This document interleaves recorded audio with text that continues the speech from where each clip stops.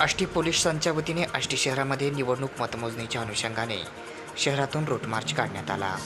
सदर route march आज सोमवार दिनांक 3 जून रोजी सकाळी 11 वाजता काढला आहे। त्यामध्ये मोठ्या संख्येने अधिकारी, कर्मचारी तसेच आष्टी पोलीस मोठ्या संख्येने सामील झाले होते।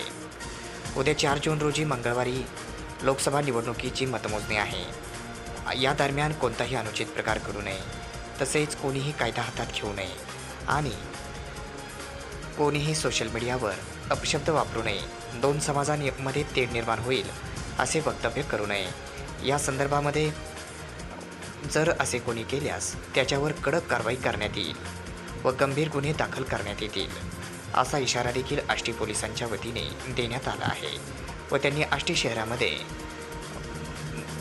बीड, अहमदनगर महामार्गावर व संपूर्ण शहरात रूट मार्च काढला।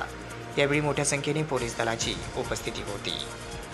बीड लोकसभा मतदारसंघाचे उद्या 4/6/2024 रोजी मतमोजणी आहे।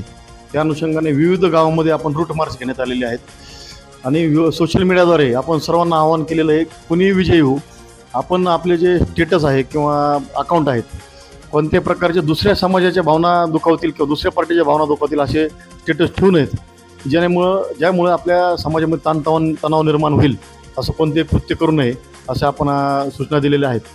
त्याद्वारे आपण बऱ्याच लोकांवर 149 CRPC प्रमाणे नोटीस बजावणी केलेली आहे। त्यांना जे जुने रेकॉर्डवरील आहेत, ज्यांनी स्टेटस ठेवून समाजामध्ये थोडं तणावाचं वातावरण निर्माण केलं होतं, त्यांच्यावरसुद्धा कारवाई करण्यात आलेली आहे, अटक करण्यात आलेली आहे। 144(3) प्रमाणे काही तडीपारीसुद्धा करण्यात आलेली आहे।